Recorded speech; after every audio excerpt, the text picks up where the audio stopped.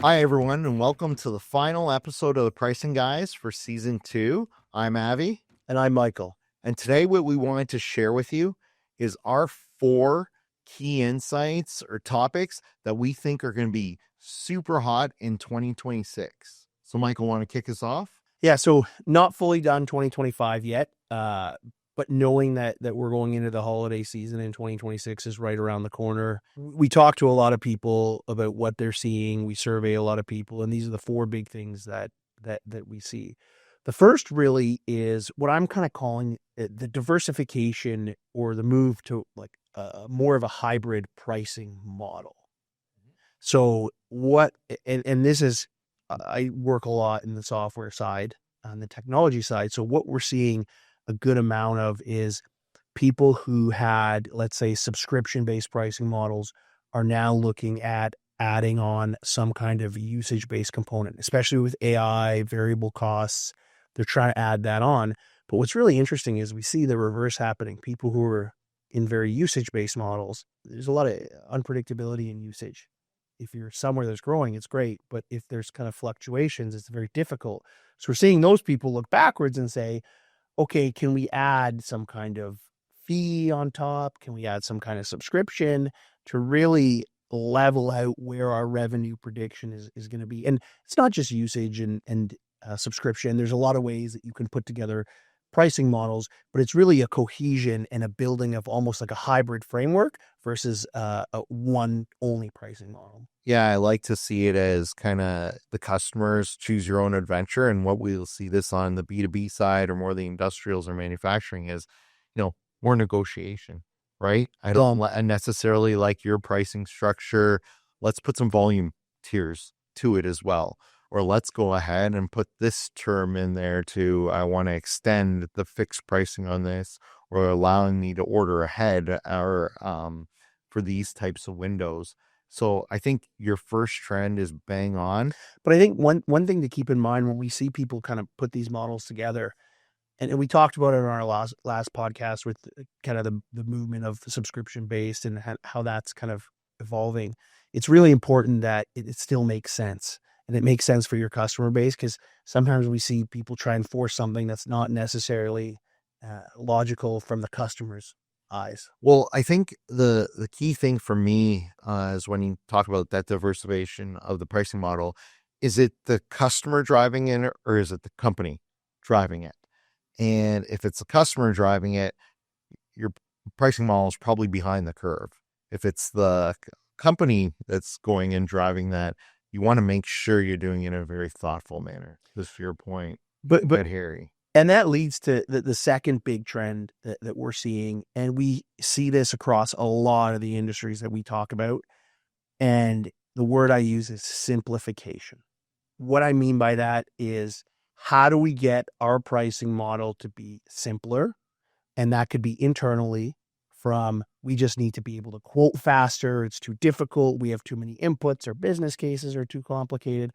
Or it could be external, in the sense that our customers don't understand our pricing structure. And every time it's, you talked about the negotiation, it's too complex what's happening from a negotiation. So seeing a big push into how do we simplify so that everyone internally and externally understands, and then it's a clear message to the customer. Everyone that we have talked to that's doing bids out there, the number one thing they're concerned with is the speed at which they get out these bids, especially due to the complexity of how it's coming together and different customer needs. But uniformly, I don't think we have ever seen a client that has said when they take a longer time to bid that they win more.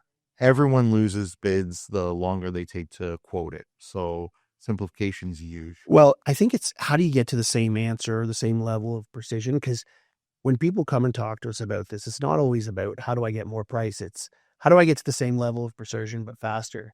It reminds me, a little while back, we did an engagement with a company, and they were selling like a complicated kind of data product with consulting on top of it. And they had, I think it was like 100 and some odd different variables that they would put into the spreadsheet. It took them 6 weeks to get a quote out to a customer. So you can imagine what that ordeal was. Mm-hmm. And what we found is that there were 7, it might have been 6 or 7 now for all the young kids. My son would be saying 6, 7 right now, but it's about 7 variables that actually could give us the same price point, but we can do it in a matter of minutes as opposed to a matter of weeks. And can you imagine just how much easier that is to communicate to the customer rather than having salespeople kind of bobble around with, you know, I can't even remember the number of variables you were talking about there, but it's wild. Okay, topic number or trend number 3. What do you see? So trend number 3, and this is a really interesting one because when I hear people talk about simplification, I almost think it's a juxtaposition to talk about a movement to outcome-based pricing. But we do the executive pricing survey every year, and again, it's coming out at the beginning of 2026. But again, kind of a sneak peek, what you'll see is people are talking more and more about outcome-based pricing. And for those of you who don't know what outcome-based pricing is it's really kind of that next step after usage. We're actually charging for a result. So you're charging for it, whether it's cost savings, whether it's closing a ticket from an IT sense or something like that, but it's really paying for a result.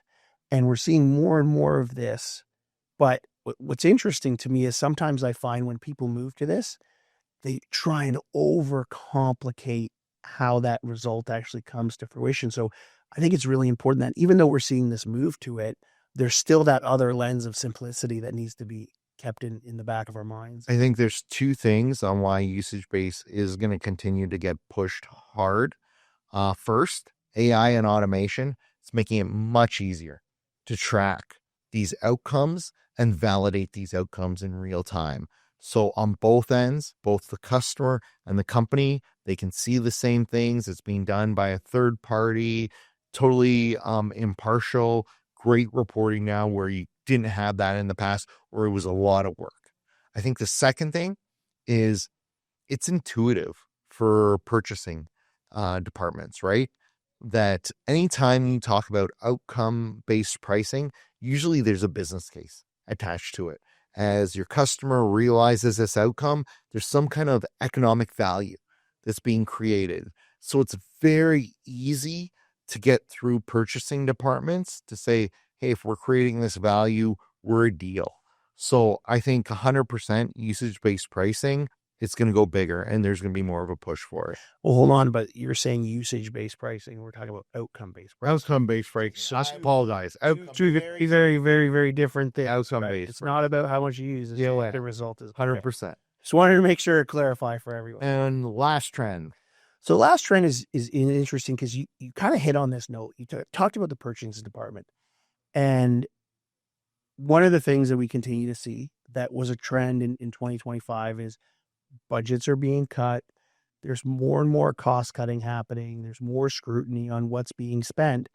And what does that mean? There's more scrutiny on what is the price. So we're seeing still a need and a proliferation to make sure that you have entry level price points, that you have value offerings, that you can get that customer in the door, even for a lower cost option.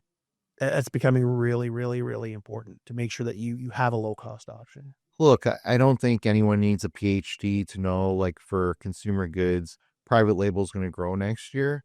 What is going to I'm sure there's a PhD thesis out there about it though. probably what is going to require more of the heavy thinking is for all of these established brands out there.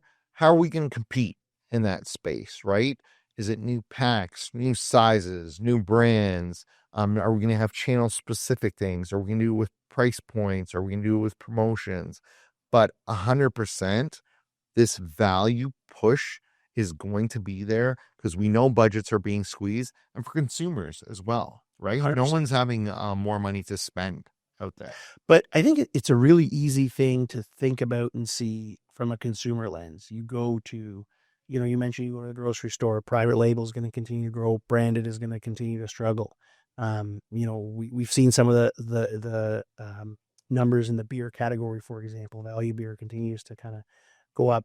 But I think where it's a little bit less intuitive is for more, let's call it like manufacturing, B2B, software technology companies, where they really need to think about their portfolio and how they're structuring their portfolio and making sure that you have those entry level price points and those entry level offerings, because it's really important that someone might not be able to buy the premium stuff, but you need to have something that is at a really good price point that can still compete, that you can get them to kind of move away from what they're doing today. I'll give you an example. We were working with a parts manufacturer, Okay. and super high premium, great warranty, great service. They'll help people understand what the fit is of this going into their vehicle, a lot of technical expertise behind it.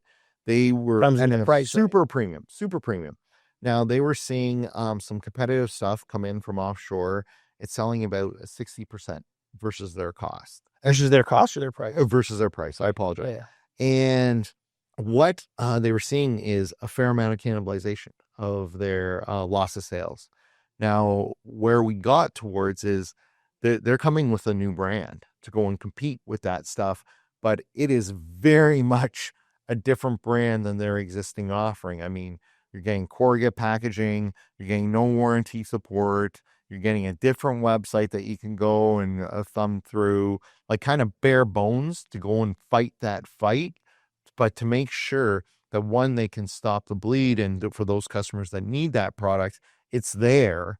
But for those other customers, they're not going to cannibalize their higher value. But I love that strategy, because by not linking it to that same brand, they really create some differentiation to say this is something that's different. It's still in their portfolio, right? But it's still something that they can offer, and almost, something to compete against that private label. Exactly. And it's just fencing them out, right? We do have that alternative. Here's the trade-offs.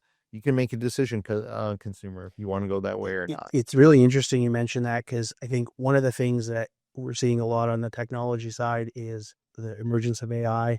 And now everyone in their basement seems to be a developer and has some kind of AI solution that they're coming up with. And like, they're not asking a lot of money for some of these. Yeah, they're putting out some pretty cheap price points. Now, obviously, there's some concerns around security and things like that, but I'm surprised to see how many, big corporations are looking at some of these kind of homegrown, homemade, basement made solutions, and they're trading off against them. So, and they're doing the same thing as some of these really big kind of established softwares. So, I think they have to be thinking about that as well. So for the pricing guys, predictions for 2026, what's going to happen? Kind of 4 key things to sum it up, Michael. Oh, you're going to put me on the spot here. So we're going to see the movement into more kind of hybrid type pricing models, the continued growth of outcome-based pricing. I'm sure we're going to see it in usage, but outcome-based pricing, general simplification of pricing models, and really the emergence and the continued need for that entry-level, low-cost price offering. Thanks, everyone, and we'll see you in season 3. See you next year, everyone. Have a great holiday season.